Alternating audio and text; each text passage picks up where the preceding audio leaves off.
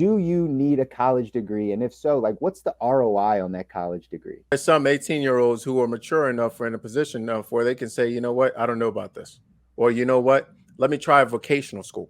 I don't know that bachelor's degree really sets you apart, especially if you're taking on hefty 5 figure or 6 figure debt.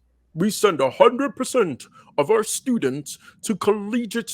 They prepare for college, and we send them off. I believe the last number was $1.4 trillion in student loan debt here in America. The way our system works is there has to be large amounts of debt that is rolled out consistently for our system to not collapse. The average salary for resident doctors in the Northeast is $63,000.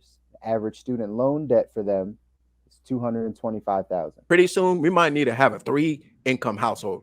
Kid might have to go to work, or you might have to bring in a third parent who's not even a parent of that child. This how we're gonna have to make it work. That's actually a thing, bro. Like, I don't know. Like, I thought that was a joke. If money's not in the equation for how we're picking our careers, right? When does money come into the equation? It only comes into the equation when you get debt. Evaluate your situation and make sure that you're looking at your specific situation and make that decision from there. Is college right for your kid?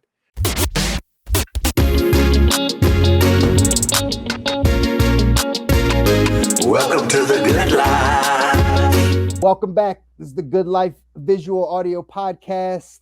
The guys are here with me, except for Stu. He's not here today, but I got Kobi here. Say what's up, man.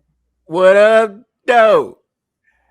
Guys, we are back, as always, diving into how to design your life with extraordinary health, wealth, and mindset.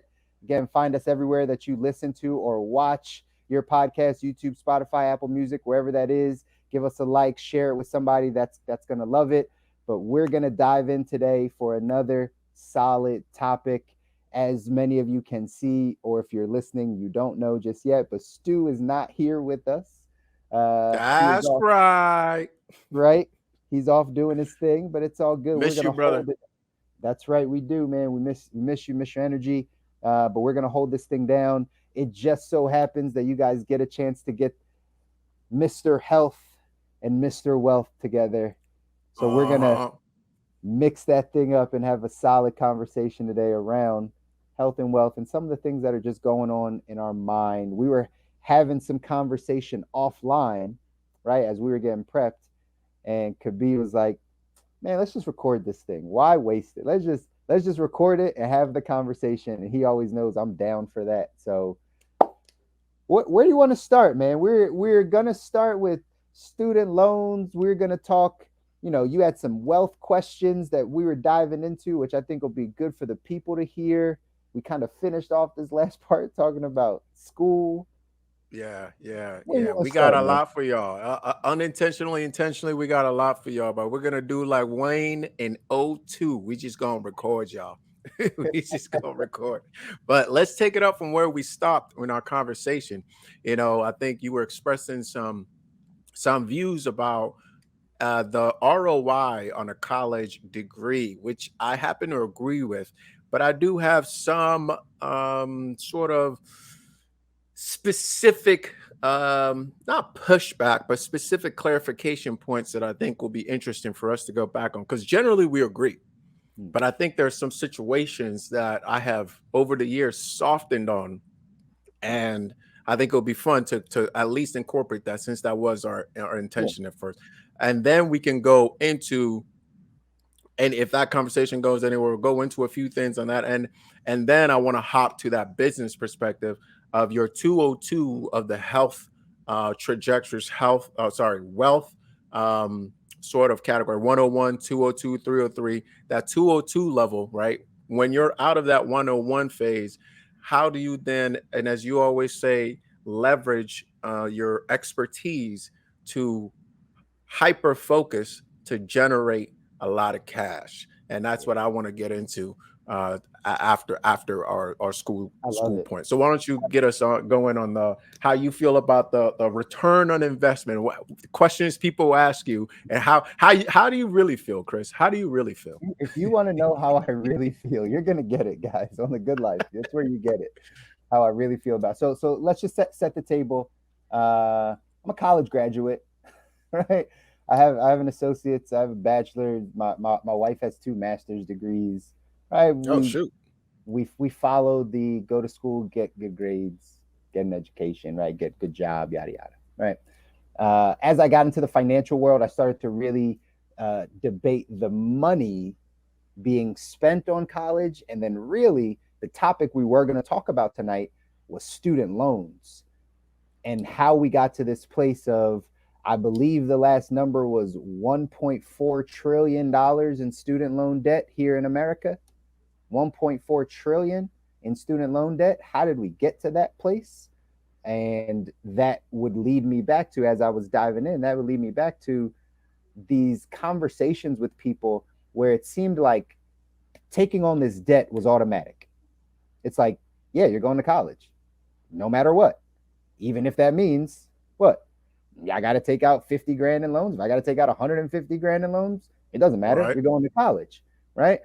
And when I started to dive into that thought process, I was like, well, that doesn't make fiscal sense, right? Like that doesn't make financial sense to say, no matter Right. what, I'm gonna put this money aside. And so I started giving a lot of pushback. You guys know, if you've been following right, the Good Life for any amount of time, I'm not a big fan of the education system in general.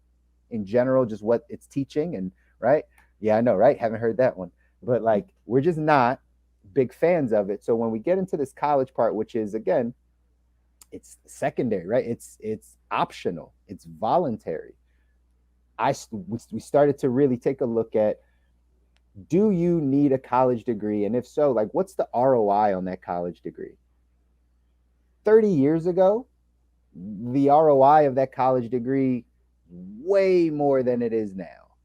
30 years ago, 20 years ago, even, we might even be able to say 10 years ago, if you went to college, if you got a bachelor's, if you got an associate's, a bachelor's, man, if you went into right master's, PhD side, you're definitely in the game. But for sure, having that 4-year degree, it sets you apart in the work world. It sets you apart. Move to 2022. I don't know, and listeners, correct me if I'm wrong, I don't know that bachelor's degree really sets you apart, especially if you're taking on hefty 5-figure or 6-figure debt that's going to constrict you financially, right? You got to go to school for 4 years. If you come out, what's the average salary of the starting position that you're going into? And was that degree, with the amount of money that you borrowed plus interest, right? That's the side of it. Plus interest that's accruing. Is that worth what now you're getting paid in this career or whatever it is that you went to school for? I said that we have to really debate that. We have to debate that because I don't know. And in my opinion, I don't believe for 90%, let's just say 90% of the degrees that are out there, that it's worth the dollars, especially if it's debt, that you would incur in order to get that degree. Listen, I think you're 100% right. Actually, I think you're 99% right. All right. I agree with you. And let me give my background a little bit as well. I appreciate that background that you gave. It puts the conversation in context. Okay. Guys, I'm also a college graduate. I am the first in my family to graduate from college. So it is, a badge of honor. I actually am not son of immigrants. I am an immigrant. All right. Born outside the country, Ghana, came in here, worked my way through. Shout out Tufts, shout out Jumbos, all Jumbos out there. I loved it. It's where I met my wife. It's where I met my best friends. I thought college was great. It was a great time. I learned a lot. I found myself, et cetera, et cetera, et cetera. I graduated and became a teacher. So I taught in high school and taught high school sophomores history. Loved it. Thought it was great. But I agree with you. I agree with you. Now, knowing what I know now, would I have made the same decisions the way that I made them? Probably not. And in my family, it was a push to, It was both. This is the way we change our family trajectory through education, and also it was a push for sort of climbing up the respect ladder, the whatever you want to call it, right? The badge of honor. Oh yeah, well, my son went to Princeton University, huh? All right. So, in fact, I remember the day that I didn't get into Princeton, multiple tears were shed in my household, right? Multiple tears were shed in my household when I did not get into Princeton. It was like, how? How could they have not taken you? A fine gentleman like your type. How could they have not taken you? You look at your grades. You play the saxophone. You play soccer. You are a volunteer in the neighborhood. How could they have not taken you? Right? All types of people were cursed at Princeton. So Uh, I believe it, man. That because I've, that stuff it rings true for families. Like we're laughing at that and like kind of making light of it, but like it's such a badge of honor, mm, and that is something that I don't know is the case anymore for our generations. Why yeah, we're debating that ROI? Go ahead. yeah. Yeah, and I think where I really agree with you, bro, is when I started to really study the student debt part of this equation. First, it's the automatic grab for respect. I doubt that as just one of those societal things. Like, why? Why is it? When I look at these sort of careers that come out of high levels of education, lawyer, doctor, those type of things, like they're all great, but a huge part of why parents want people to their kids to go down that route is because they get a huge amount of respect. But let's take the health field and doctors, for example. There's a lot of things in doctoring that is highly problematic, and it's partly due because of how they're taught and how things have been formulated over the years, right? Mhm. I'm not saying we don't need doctors. I'm saying they're great people, right? There's a lot of things wrong with our legal system. I'm not saying we don't need lawyers. I mean, they're great people. I'm just saying there might be a little, maybe it's not what we think it is. Right. Maybe it's not what we think it is. But if you're willing to put in the work and go down that route, you will be rewarded. And for some people, that's worth it. Now, the automaticity, if that is a word, we're gonna make it a word because we're gonna We're gonna say it make it. confidently, We're right? gonna make it a The word today. automaticity, right? Of like everybody. See, I talk to my siblings who are younger than me now, and the idea of like going to college is that's not a debate. What do you mean, right? It's good for the high school who can check their numbers off. Oh, we send 100%, especially private schools, and what we send 100% of our students to collegiate. They're prepared for college, and we send them off. Da, da, da, da. That's huge. That's Mhm. huge. That's a huge thing. So if you decide not to go, it's not just about you, buddy. Right? Mhm. Not just that. We mentioned the parent piece. We also mentioned obviously for the colleges that are receiving them, but also the part that really I think we're going to highlight here a little bit is the money aspect of it. See, I operate from this perspective of like there's the way our system works is there has to be large amounts of debt that is rolled out consistently for our system to not collapse. Now, I'm not going to go too far into that you can do it if you wish, but that general principle, our system is a debt-based system, and there has to be large amounts of debt literally rolled out consistently for it to work and not just go berserk. I'll leave Mhm. it at that. So student loans then also play that part. They tremendously help that aspect of things, right? And I was listening to Debt Free Education or a book, Debt Free Education, Anthony O'Neill, who does a great job of really breaking down the history of it. Why is it that this is the only type of debt that you can literally die? Correct me if I'm wrong, Chris, but die, and it still haunts you to to put it in that way, right? That's Correct. crazy. Like, what's so crazy about Can't even this? file bankruptcy on it. Can't even Right? file bankruptcy. I went to my chiropractor. My chiropractor is like, I could take out 150,000 to go to chiropractic school. Easy. Easy. I just had to sign some papers. Easy. But then I wanted 100,000 to start my business. And they said, huh? Exactly. Sorry, we can't hear you. Huh? What was that? You want a what? To do what? Oh, okay. Come back tomorrow. And he went back tomorrow and they said the bank is closed. So Telling you. I think that's where I really agree with you. Clarify or add to any of what I just said. Yeah, I mean, everything that you just said is again on point. And what I try to do is, pull out the, let's take the parent piece, right? Let's take the parent piece.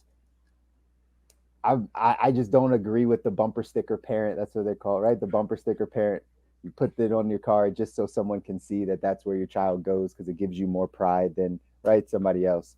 So that side of things, if we start kind of breaking all those down, we start to really see where the problem lies. That like it's families and parents that like uphold these systems. I remember us doing a Good Life, maybe it was a Good Life episode where you talked about what holds these systems in place, right? I think we were talking about, and we were talking about like how we were talking about I think the vaccine or mandates or whatever, and like we talked about, well, who's holding these things in place, and it was like the businesses, right? The people that are scared to like change anything for fear of that, right? What's going to happen to them? And there's so many parents that are in that place where it's like they don't know another way. They don't Mm, know how to guide their children in another way, so they're going to hold on to old ideology mm-hmm. because they don't know. They Mm-hmm. don't know how to steer their child in the best direction. So they're just going to be like, no, you got to go to school because that's what I did and that's what I learned and that's what Mm-hmm. so and so learned. Mm-hmm. We got to break that down, right? Mm-hmm. We got to break that because that is what is destroying the children to be like, well, this is the only way. And now they're Yeah. so confused if they don't go the other direction. You know what I mean? Right. Right. Well, absolutely, bro. And not and let's not beat on parents too hard. They have a tough time. It's a tough time for I'm a parents, right? parent. I Listen, know. I'm a I'm. parent. You're actually going to agree with what I'm saying. You're actually going to agree with what I'm saying. I'm saying that not because I feel bad for parents, but it's because it's not always. Some of it is that's what I did. Mm, Another perspective is that's what I didn't have the opportunity opportunity to to do. do. Right. So I bust my tail for you to do it, and now you don't want to do it. Now Yeah. what else are you gonna do? What's your grand idea, child, son, who came out of my loins, right? Right. What's your grand idea? What are you gonna do? Oh, you're gonna be a rapper, yeah, right? You're gonna start a business. What are you Mhm. gonna do, right? So it's. I think you bring up a great point. Is that there is no other clear alternative. However, let's look at two things. First and foremost, there are other alternatives. And secondly, times have changed. That's right. So parents, listen up, times have changed. There was a time where you didn't even need a college degree and you could make, let's say, 12,000 a year and provide for your family. And your wife didn't have to go to work if she didn't want to. I'm Hmm. not saying this ain't gender roles. Don't come at me, California. This ain't gender roles or nothing like that. What I'm saying is there was a time where you didn't have to have a two income household. A one income household was plenty. Hmm. So somebody who went to college and also got a job and then got a job at IBM and was making a little over 12,000, 15,000 a year, they were good. They were so good they could actually go to a drive-in movie on the weekend and be totally fine. So we got to look at the component of like, what does a college degree get you, which you mentioned and hit on? And then also, what does that money that's produced by it get you, right? So kind of twofold, right? So the money don't get you that much. The college degree does. So everything is becoming kind of diluted. So in a way, we're being kind of pushed down this path of like more, more, more, more, more. Now we're gonna, hey, pretty soon we might need to have a three income household. Kid might have to go to work, or you might have to bring in a third parent who's not even a parent of that child. They just this how we're gonna have to make it work, right? That's actually a thing, bro. Like I don't know. Oh, I Like thought that was a joke. no, that's actually I've seen I saw this somewhere. I don't know where I saw it, but couples like married families, like couples moving in with each other to save on Mm, utilities, expenses, yada yada yada. Like I've seen this. It's wow. community living. It's going to Yeah, go yeah. either that way or right, meaning like we keep getting pushed down this path where more and more and more, or people are going to buck the system and go completely the other way and say, I don't need anything. I'm going to, Mm, right, have a tiny home. I'm a shack up with 7 people. We're going to get one plot of land and all pitch in. Like it's going to go that direction also, because we keep getting pushed down this path. And that's just more kind of explaining what we're seeing even in this college, in this student loan side, in this college side of like pushing people in this direction of like, you gotta have more, you gotta make more money, you gotta do all these things. And that's not necessarily the case, right? I'm looking at our message here. Tess said on Instagram that average salary for resident doctors in the Northeast, 63,000. Average student loan debt for them, 225,000. Get out of here. Right? So get out of here. Read that again. It says the average salary for resident doctors in the Northeast is $63,000. The average student loan debt for them is 225,000. Wow. Right? When I'm talking about debating the ROI, that's what I mean. It's like, and you even said like, I know you might want to be a doctor. There's some good people, but like it might be a little broken, right? There might be some things that's like, do I really want to put 225,000 worth of debt on my back to get into this system or this thing or this career or this? And I just think that conversation's not being had enough. We can get away from the parent side, even though again, a lot of the parent stuff, y'all need to listen. From a money standpoint, people always talk about, hey, you need to educate the kids on money. Sure, I'll educate the children on money, but when they go home and hear and see a different message, right, it's not going to do anything. So we really do need to educate the parents. And both of those two ways that you even said could be, and again, this is not a bashing our parents or anybody that's a parent, right? You make your own decisions. It is what it is. But like, if it is rooted in the, like, I did it, like, this is the way to go because I did this and like, this is what I know and this is what I was taught, so go this direction. Or if it's based in the, I didn't get a chance to do this, so you're going to do it. Both of those are driven by that parent's ego. It's actually not driven by the child and their talent and what they want to do and of course, no 18-year-old really knows their life. There's probably a few of them that understand, right? But wouldn't it be great to let them figure that out? Right. Like, no, we can't let kids fail no more. Come on, bro. That's not in the picture. That's not in the picture. Make sure that we cover up all their failures, and then they hit their mid-30s and realize that their whole life was a sham and they've been going in the wrong direction their entire life. You know what I mean? Like, what's the detriment? And that's it. That is the detriment, though. Like, that's the detriment, is that pointing them in the wrong direction and they just don't know that, like, this is not the only path. Especially now in 2022, there's 30 paths to get there. It's not one. It used to be one. Now it's 30. And I think we just have to have that conversation a bit more and bring into it money. Bring into it the money conversation. I did this with a group of students. Actually, I was teaching some kids on at a nonprofit, like a STEM organization. And one of the things that we did over this past summer was we did like an entrepreneurial financial literacy type of course. And I was talking to them about what they want it to be, right? Everybody asks you that as a child, where you want to be, what job you want, where you want to go, da, da, da.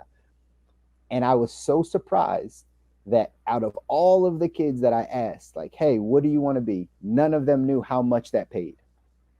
Yeah. None of them knew. Like, so much, if money's not in the equation for how we're picking our careers, right? When does money come into the equation? It only comes into the equation when you get debt, when you got to go to college, when you got to start, right? That's when it comes into play. We need to balance those conversations, man. It's important. It's very important. It's very important. And I think you asked a critical question there. When does money come into play? Because I remember from my situation, and I'm sure for my siblings, like they signed on that promissory note, and then years after is when I started thinking about, oh, wait, so I got to pay that back. How much was it again? Who do I call? How do I pay it back? What happens? Like, that was way after the fact, right? It was up in the front. It was more of like, let me do this because that's what I got to do. Everybody got to sign a piece of paper. Everybody's got to get the loan. That's just what I do. And bro, my God bless my father, but he actually told me this. He's like, well, when I was as the child, and something in the back of my head was just like, wait, what? So when it came around to do round 2, when it was time for me to go to law school, and I look at these numbers, I'm like, these numbers like double, triple what undergrad was. Mm-hmm. What? Why? What? How am I supposed to do that? Right? Mm-hmm. That's crazy. So I said, I put a full stop on that, and I said, no, I'm not going to do that.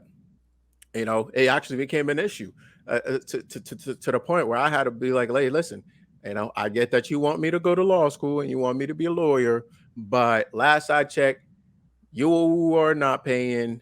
I'm not able to pay. Mom's not able to pay. Ooh, No, I'm yeah. no, I'm not ready. Right? No, I'm just not do that. I'm just not going to No. do that. And But a lot that's of the people went conversation. after me for that. I believe it. That's the conversation I want people to have at 18 before they choose to go to college. College, fair enough. You, that's it. And I think we would make smarter decisions and not be in 1.4 trillion dollars of student loan debt in this country if we had this financial conversation with the 17-year-old, 18-year-old at the same time. Be like, Yeah, listen, you want to go to college? Cool. Here's how much it costs, right? Here's how much you got to take out. Here's how much interest you'll pay over time. This is when you pay it back. So as soon as you get out, you got some options. You can pay some interest now if you want to pick up a job and do that, right, but you're going to pay it afterwards. This is how right, much you're going to owe, blah, blah, blah. Like if we just talk about that stuff, right, there are 18-year-olds that are like, I don't know if right. that's what I want to do, right? Mm-hmm. I think we're at a time that we need to start having that conversation, like more than anything else when it comes to like post education, secondary education, whatever they call Yeah, it, right? You know what I mean? Like we need to start talking about the money part of it because then we'll debate the ROI. for sure. You would do the same thing for a business. You would do the same thing for anything that's going to start to feed you in life. You're going to start to count the costs and see, like, all right, well, what does this cost me? What's the risk reward? You're going to make those decisions Yep, early. yep, You got to yep, start doing it for student loans. yep. And there's some 18-year-olds who are mature enough or in a position enough where they can say, you know what, I don't know about this, or you know what, let me try a vocational school. Right? That's going to cost me 10,000, maybe. Let me go to coding boot camp. Right? For 18 months, max 18 months, and let me come out with a skill. Right? And I think that's the conversation as well. Besides the money piece of it, having a conversation about what is the skill. Mm-hmm. What is the skill that you're acquiring? And I think there's some 18-year-olds too that are going to, knowing what the money piece is, they're going to make different decisions. Mm-hmm. You know, instead of 2 kegs, they might get 1. You know what I'm saying? They're going to make different decisions while they're in college because they're like, oh, but yeah, I got to pay this back. So maybe I'll go to one more class. Maybe I'll figure out what is my skill set that I'm coming out with and not just some general thing, because this is where I have softened over, right? I agree with the piece we're talking about just initially, but this is where I've softened is that if you're coming out with a hard skill, Mm-hmm. it might be worth it, right? Because if you're coming out with a hard skill, if you're coming out and you're an engineer, you're coming out, you have a hard skill that's going to go into the workplace or go into entrepreneurship life or however you want to go, and you're going to be able to leverage that skill into something that's going to make your life better, then I do think there's some instances that are worth it. Say you're able to go to a community college, cut your time in college, community college, 10,000, 15,000, right there. Then you go to a 4-year college and you're there only 2 years because you already knocked out all your basics. And then you go into a situation where you go ahead and you grab an electrical engineering degree because you really enjoy that stuff. You like working with your hands. You want to do that, right? And you come out and you get a job making 120,000 a year, right? And ultimately what you spent was 20,000, 25,000. Mm-hmm. All right. Okay. All right. That I'm not mad at you. that ROI is amazing. I'm not mad at you. Yeah. I'm not mad at you. Right? That's what you want to do. I'm not mad at you. And I think this is the other circumstance that's a little trickier.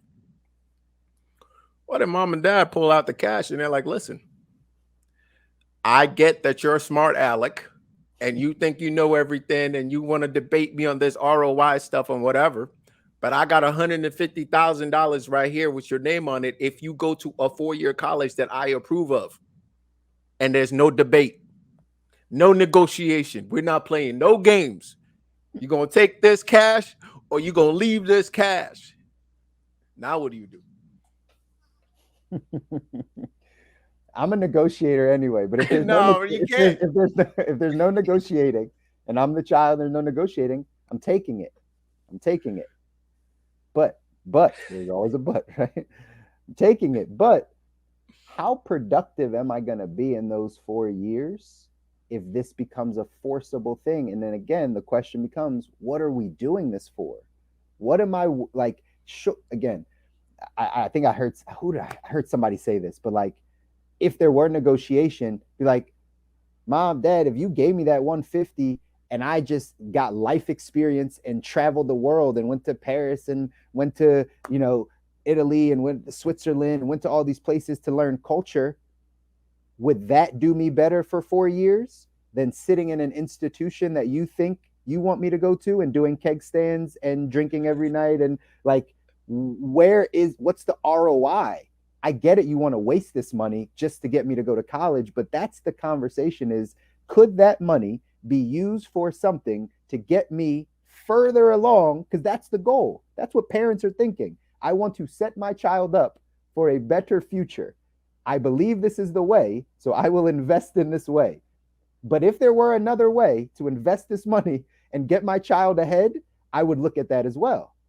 And that's the conversation. If parents just want to piss away the 150 grand, I guarantee that child is not going to college thinking about their studies primarily. It's not their thing. They're not thinking about like, how I'm just here to do this. Let me knock this out. Let me get it. They're not. They're thinking, Mom and Dad got me here. All right, what's this campus life like? What's this cafeteria? What's this girl? Like, that's just what's going to happen. So then we're back to debating ROI. That's what it comes back to. Mr. Mouzon, listen. I agree with you. That's the conversation. But see, there's a subset of the population that this is the truth. This is what's going to happen. I can name people, right? We're not going to put anything out there because I never reveal my sources. I'm not a journalist, y'all. I can name people. I'm Tom Brady with the phone. You come out, right? That's going out. I can name folks that this is the situation. It's either you take this money to do what I want you to do with it, or you figure out your own way. There is a subset of population like this, right? And I'm saying if that is, this is where you and I might differ. I don't know. If that is the situation, I'm taking that all day. Why? Because maybe I'm thinking in my head how I am and how I'm going to function as a child, right? I get it. There's going to be, I met a lot of them in college. I'm sure you did too, right? It was like, they had everything paid for. It was all good. But I'll tell you this too. I did also meet a couple that did have it paid and went to every class and got straight A's and had a vision. And we're doing the stuff and came out of undergraduate, right, with no debt, with a great degree. And then they went on and got their master's with no debt, a great degree. And now they're coming out making $300,000 a year. Yeah. So I'm saying that is also a possibility, right? That no debt, making $280. It's true. But I think that in those scenarios, that's dictated by the child. It's not dictated by the parent. That's dictated by the child. That child was probably great in school. They probably had the vision already without extra influences of saying, this is the way you go and you don't really know what you're doing. They probably already knew this is what they were going to do, right? The kid was probably already intelligent enough to understand, like, I think my best path, because I'm smart, is school. And then the parents just put them in the right position to succeed. Right. That's the way it should. And again, that's when college does make sense. Right. Bam. There we go. That one specific time. That's the time. It's like, your child is a student. They care about being a student. They like learning. They have an idea of what they want to be or where they want to go. They have an idea of what field that is. They've already shown you that that's who they are. Then I'm going to fund that for you. For sure.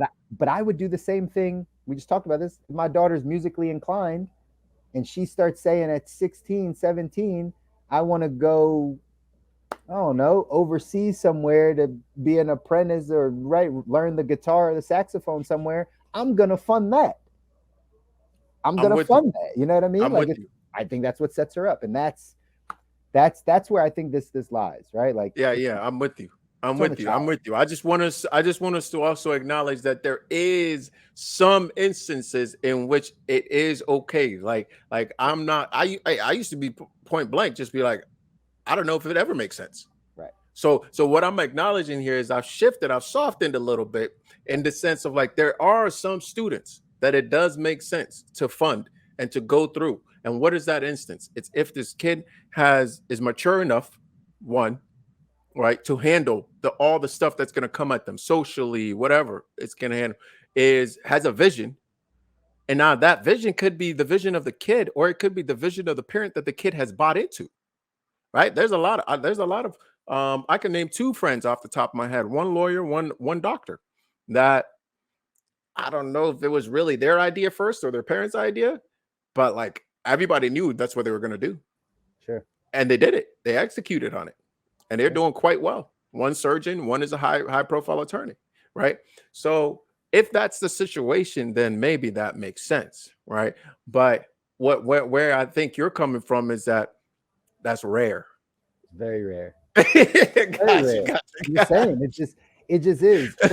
That's what it takes. It takes the child buying into the parent's vision enough and then actually applying it, like being good at school, wanting to network, do all that stuff, right? And it takes the parent being in a financial position to like fund those things and point their child in that direction.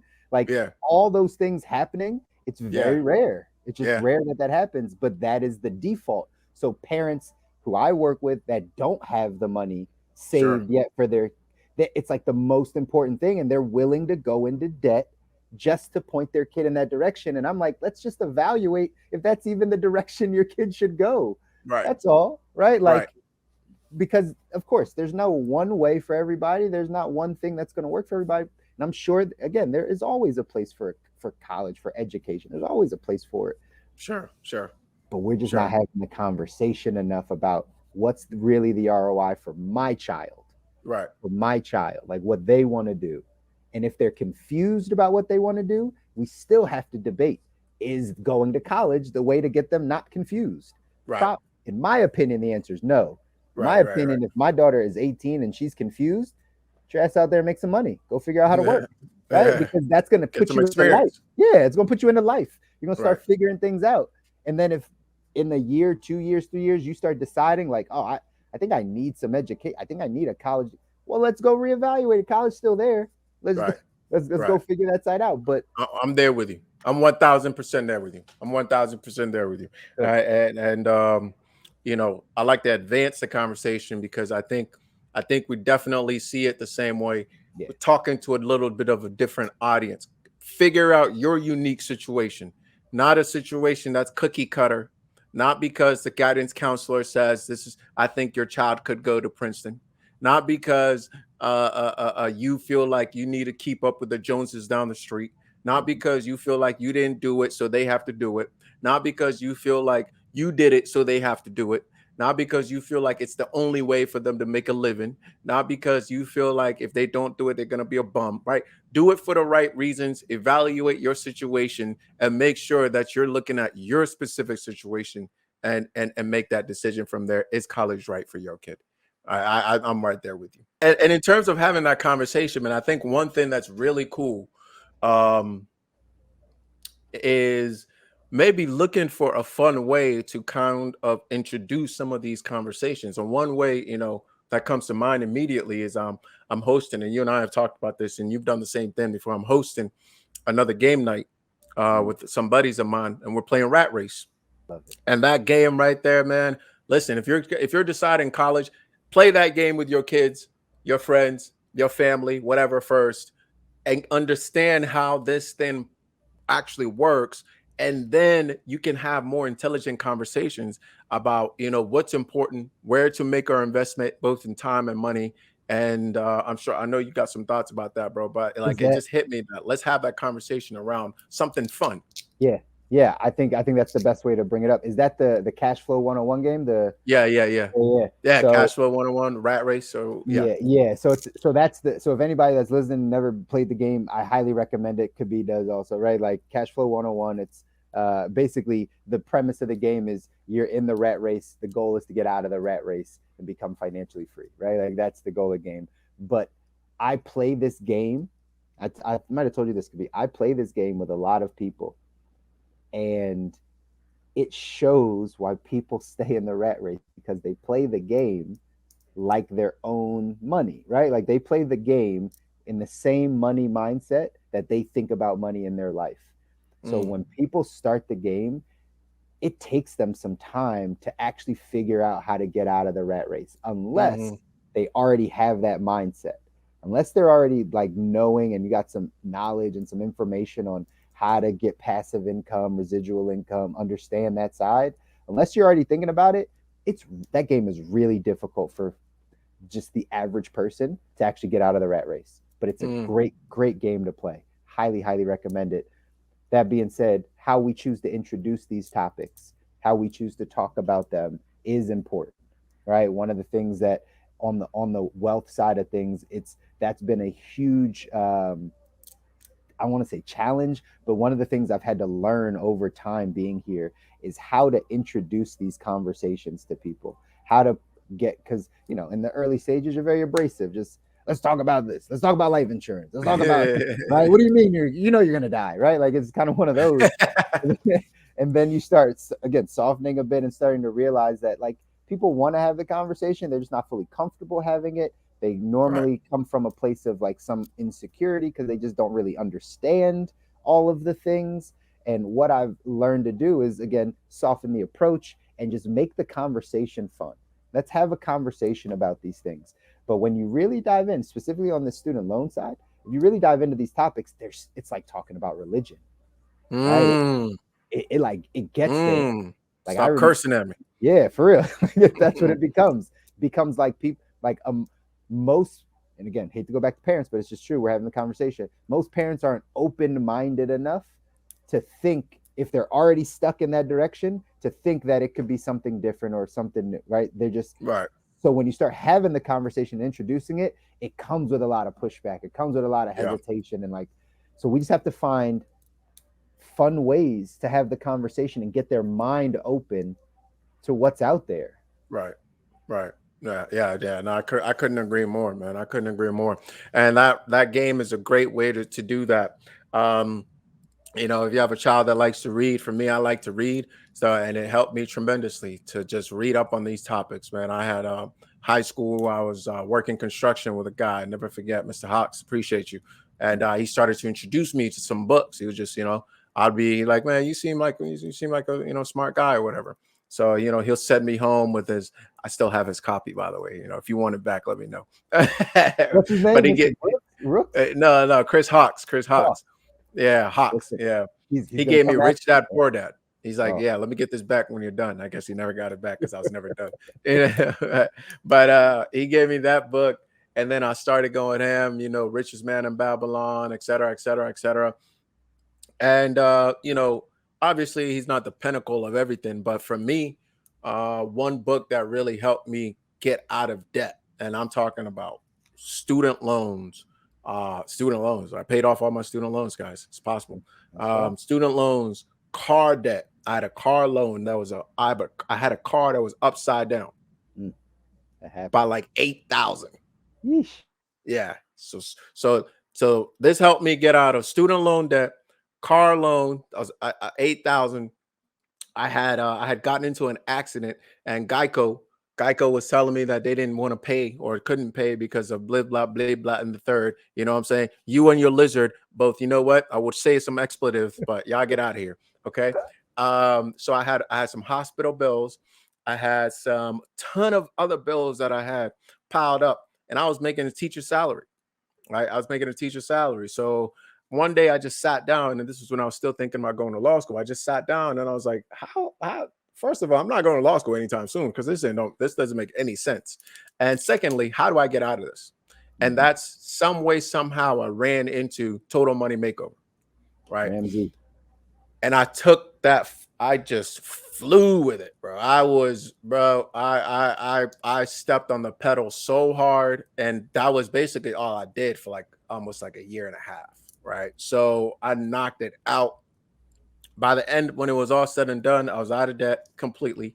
I had 6 months of expenses and saved up, and I started to look at other things to do. And at that point, I was like, no way am I gonna go back to school, especially if I didn't know, I couldn't pay for it, one, and two, if I didn't know exactly what I was gonna do with it, right? So that has switched. So come back for part 2 of that story, because a few things have changed along the way for that, because I am in school now. So interesting piece. Right? Part 2, we got you. If you want part 2 of that story, keep coming back. We got you. But before time runs out, man, I wanted to steer the conversation a little bit over to that 202 part of it. Yeah.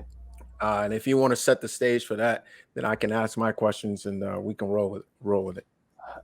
So the 202, when we're talking about kind of the wealth building formula of, a lot of times people get to this place, guys, and this transition out of the student loan side and really diving into how we're continuing to build. Because again, this is the good life, right? So we're talking about how to build. I talk about the levels of money: 101, 202, 303. When you start to get up there, you start to switch the way that you think about things, and then you need new concepts and new information. By the way, that's my thing about Dave Ramsey. Some of you may have heard, or we talk about Dave Ramsey. Just to put it on record, I'm not a Dave Ramsey fan, only because I believe his ideology very much old school. However, where he does make a difference is exactly what you said, Kobi, is people that are in debt, that have little bit lower incomes, that are really trying to figure out how to just get their head above water. Right? That is his niche, that is his market. Once your head is above water, you need new concepts, right? The things that he teaches you can't get you to that next place. And that's, my opinion, but I know a lot of financial professionals say the same exact thing. Place for him, but at the end of the day, we need new concepts, new things to get us there. What I started talking about on the 202 side was just the income and expenses side of things. Eventually, once we understand how to do income and expenses, we have to learn how to get to assets and liabilities. That has to become the dominant conversations that we're having financially, right? And oftentimes we stop at the income and expenses. What's coming in, what's going out? How much, right? How much is it for this? How much is this bill? How much is that? And we stop there. But then once we get to a place where, let's just take somebody that, again, you've done your emergency fund. You've got a year's worth of savings set aside. You're out of consumer debt. Maybe you have a mortgage or something, but you're out of consumer debt in general. You're putting money away for the long haul. You have some type of company-sponsored plan, 401k, 403b. You have a Roth IRA, something TSP, something like that. And things are seemingly good. You might have some extra money set aside. Now you're just trying to figure out, what's the next place for me, right? What's the next level? How do I get there? And that's when we really got to start, like I said, having the conversations around assets and liabilities. And the wealth formula that I show people is, the game is, you want to make sure that your income purchases assets that create you more income. It's like it's a loop, right? Your income that you make, no matter what or where you make your income, have that purchase assets. So assets, by my definition, things that put money into your pocket. Right? Things that put money into your pocket. Liability, something that takes money out. Income purchases assets. Those assets that you purchase should create you more income. Two different ways that we look at those assets creating income. One can be long-term, where you just are holding the equity. So again, you purchase properties. Maybe those properties aren't cash flowing you right now. Or let's just take it, maybe you purchase land. In the real estate side, you purchase land. That land's not cash flowing you right now. However, down the line, maybe you build on it, something happens, it'll start cash flowing you, or you just hold on to the equity and then sell it or do something with it down the line that produces you some more money. Or the other side is getting you something like cash flowing real estate, multifamily, right? Commercial, that it's paying you every month. It's creating more income for you. And you can deploy that income in potentially purchasing new assets. And you do that over and over again. But that becomes the wealth formula and how we start to build on it on that 202 level. So that was what we were talking about, Kobi. Yep. That was it. What questions did you have from that? Yeah, and more so, and I realize we have a short time here, but kind of in looking at the chart 202 that you put up, that was really helpful. I don't know if you want to flash it real quick for for those who want to maybe take a look. Yeah, I thought this was really helpful, right? So what Chris is talking about is mastering the income expenses piece of it, and then moving on to a balance sheet conversation of assets and liabilities. And when we scoot over to that assets classes, I look at it and I say, you know what? Obviously, want to have some cash, be liquid. I love a couple commodities, for me specifically gold and silver. And but then the places where I want to hang my hat, and Chris, you always talk about having some sort of expertise. All right. So, with real Specialized estate, knowledge. specialized knowledge. That's Okay. it. Right? Yes, sir. That's it. And when you talk about, and again, I'm glad we can even pull this up. When you talk about the asset classes, guys, this is when I say take your income, purchase assets that create you more income. These are your options. There's only 5 asset classes. Some people say 6, but there's only 5 really asset classes. This is just where all people hold their money. All wealthy people hold their money. If you ever heard the saying, diversify your assets, that's what it means, right? Diversify them, meaning spread them across these different asset classes. You got 5. You got cash, which is, like Kobi said, is liquidity, right? Just having cash. You got equities, which is ownership of a business. Some people choose to do that passively in the stock market. Some people choose to start a business and own a business or do some startup funding, right? You got fixed income, that's loaning or lending your money. It's something that a lot of times people at our level aren't familiar with. But think of it, if you've ever bought a house or you're a real estate investor, you need hard money, right? A hard money lender is you could become a hard money lender technically if you really wanted to. If you have the capital, you just loan it to people. You loan it at high interest rates and you get money back, right? So that's an asset class. You can just lend money out, right? Then you got real estate, ownership of a physical space or a piece of land, right? We all understand the real estate side. And then you have commodities, which is ownership of goods, gold, silver, oil, right? Chickens, oranges, right? There's commodities. There's a market for everything. So across all of these is where you're going to build your wealth. But really, you're going to get a specialized knowledge in 1 or 2 of these areas, and that's what's going to build your wealth. Let me just give the example of Jay-Z real quick. People don't, again, a lot of people want to go real estate side. I just look at Jay-Z because he's a billionaire, right? And happened to be my favorite rapper. But either way, right? Shout out, right? Shout out Jay-Z. His lowest asset class, his least valued asset class, I believe, is real estate. He only has about 50 million of his net worth in real estate. Majority of it, equities, right? I'm not a businessman. I'm a businessman, right? Like he understands business. So he chose to be like, yeah, I'll start as a rapper, but I understand business. So I'm just going to start building businesses. So now he has Ace of Spade and Rock Nation and all the stuff he has, but that's where his net worth comes from, that asset class. Then he takes his money and he buys art and he buys, right? Like he gets other things from that, but that's where he focused. So that's normally how people build wealth, is they are looking at one asset class and getting a specialized knowledge in that one asset class. And from there, making all the money they want to and putting it other places. Bam. And I think that is huge right there. And that has, I have a background in real estate, commercial real estate, residential real estate, and even in REITs. I grew up working in construction. I've worked with a lot of investors. I have specialization in probate, etc. So I look at that and I'm like, well, okay, maybe that's the direction I want to go in. But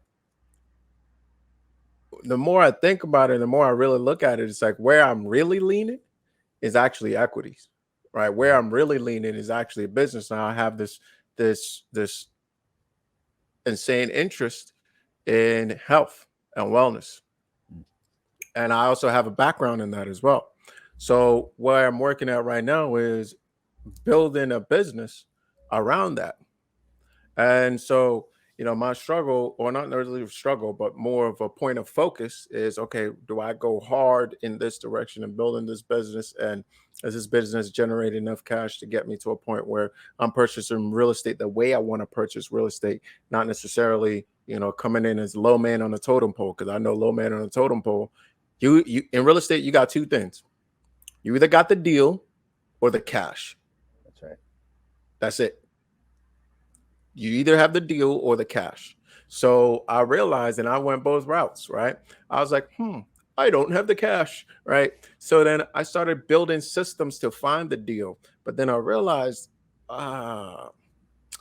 even if you do that, it's not that it's not going to work. It could work, but you got to approach it differently in a way that I didn't want to do at that particular time. I want to come back with the cash and fund the deals, right? Mm-hmm. So that was real interesting to me. So as we're talking right now, I'm like, let me hone in on this equities business aspect. What is it going to take to take what I'm doing now? Let's say specifically narrowing it down to coaching, to something that produces 100K a month. And I say 100K because if it can do 100K, it can certainly do 10K. Right? It can certainly do 10K. So that's the conversation that, we won't have too much time to tap into, but shoot, wow, let's give it a shot. Let's try. Yeah. So, we talked about this a little bit, just about how we're now thinking about putting something in place, because most people don't scale businesses, right? Most people, if we look at that equity side of things, again, kind of does tie into our conversation around student loans and pushing people in the direction, because school does not get you prepared to run a business. Even business school, guys, even business school, just because you understand like the technical ways of looking at a P&L and how to, right, like how to move valuations and those types of things, it's actually not giving you the courage and the heart and the mind that you need to go actually out there and make sales and do marketing and do all that type of stuff, right? So school does not lead us into that direction. So that's why when we get into this equity space, it's like a whole new learning curve for us. We're trying to figure this whole thing out. And a lot of times, back to Rich Dad Poor Dad, there's a lot of parallels in what we're talking about tonight. Come in Rich Dad Poor Dad. The cash flow quadrant talks about, if you haven't read it, right, talks about the 4 ways that we make income: employee, self-employed, business owner, investor. The points I always highlight in business is there's a big difference between being self-employed and being a business owner. That's the understanding how to go from self-employed to business owner is how you understand and how to take your business from 5,000 a month to 100,000 a month, right? It's because you realize that there's certain things that need to be in place. Figuring out what is your product and what is your service, how much are you selling it for, what's the price point, all that type of stuff. You got to master that and know that side, know your sales funnel, all that good stuff. Then you need to figure out how to create systems that get you or the person that's running the business out of the center of the business. You see, that's the big difference in between being self-employed and being a business owner. Is self-employed, it's all on you. It's all on you. Like, you're the center of it. If we take that person out of the middle, the business doesn't run. And there's a lot of people that are self-employed. Talk about doctors that run their own practice, right? Lawyers that run their own practice. If they don't show up, there's no practice. Like, it doesn't, they have to show up at some point to get paid, to keep the business running. That's self-employed. Once you have a business, though, that is separate from you, that you can then just have systems in place. It might all be your material, might be your face, might be your likeness, might be your messages, might be your coach. It might be all you, but you're not running the day-to-day and you're not in the middle of it. Then you can scale and you take your business from helping 100 clients a month to helping 100,000 clients a month, and your income will follow. The revenue will follow if you can figure out how to do that. And those are the parts that are tough. That's why entrepreneurship is tough, right? Like, because otherwise you'll be working forever. So unless you put some systems in place, you get yourself out of the middle, figure out how to get yourself out of the middle, then figure out how to take your message from the few people that know to a lot of people that know, right? That's how you really build it. Got it. Got it. Got it. Got it. Got it. And bro, I appreciate you putting it into the quadrants because that on a high level brings more clarity. And I knew the quadrants, but applying it to this particular situation was the difference in that conversation just now. And so right now, I'm for sure self-employed, right? So it's looking at how do I go from being self-employed and putting systems into place to move it into a business as a business owner. And I also realized as I'm looking at the chart is why I did not want to be in real estate is because I don't want to be self-employed in real estate, one, and I don't want to be a business owner in real estate. I want to be an investor in real estate. Right. Big difference. Big difference. And that's putting it into words what I was feeling and what kind of like moved me off. I was like, I don't know. I see how these people are doing it. You know, dude's got 4 doors and he's barely scraping by. Like, what? Why would you do that? Like, you need like 100. And it's not even necessarily the number of doors, but it's the quadrants. It's the quadrant. Which quadrant are you in? Because if you have 1 door and you're in an investor quadrant and it's excellent and it's really rolling, that might be all you need. Maybe you just have a ranch or whatever it is, right? So yeah, so we'll guys, if you enjoy this conversation, we would love to do a part 2 of this, maybe dive a little bit deeper. Stu, sorry you missed it. You know, but it also gave us the opportunity to really dive into this. I think this piece of moving from a self-employed to business owner is a great conversation. I have a lot of follow-up here that we could definitely dive into. And that conversation is going to be so beneficial for people, bro, because that's where most people are. When I coach people, if I coach people down the business path and we have that conversation, most people are just figuring out how to get on the BI side, right? They're hanging out on the ES side. They either have a job and then they're starting a part-time business, or they're fully self-employed and they're just trying to figure out, how do I bring in more revenue? How do I become the investor? How do I have systems? Like, how do I get over to this side? That's the game, people. You should get Cash Flow 101. That's the game. That's the game of life, right? Like that's what you're fighting for. That's why only 5% of people get to that other side. It's because that's the game. You got to figure that out. And yeah, we should have a part 2 and talk about it, because there are some things you can think about and put in place and execute on to help you get to that BI side, right? There's levels, guys, like always. So it might just be by you starting to be self-employed for the next 2 years. And then you're figuring out the systems in your business so you can get to the business owner side, right? Like there's foundation. There's foundation that has to happen, but it'd be good to have that conversation for sure. I'm with it. Looking forward to it, man. I can't wait. Can't wait. Wrap us up, man. Finish this thing out. Man, listen, it's been a great conversation. And I definitely have to scoop up this here. What is it? The Good Life.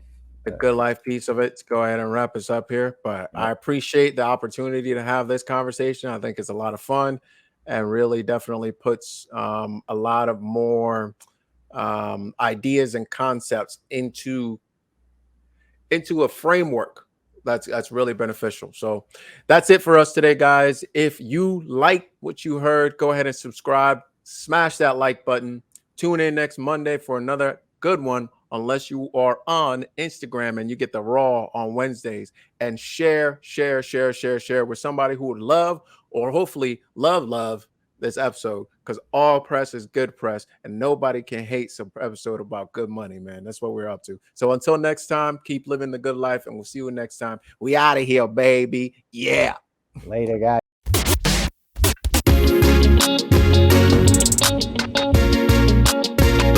Welcome to the good life.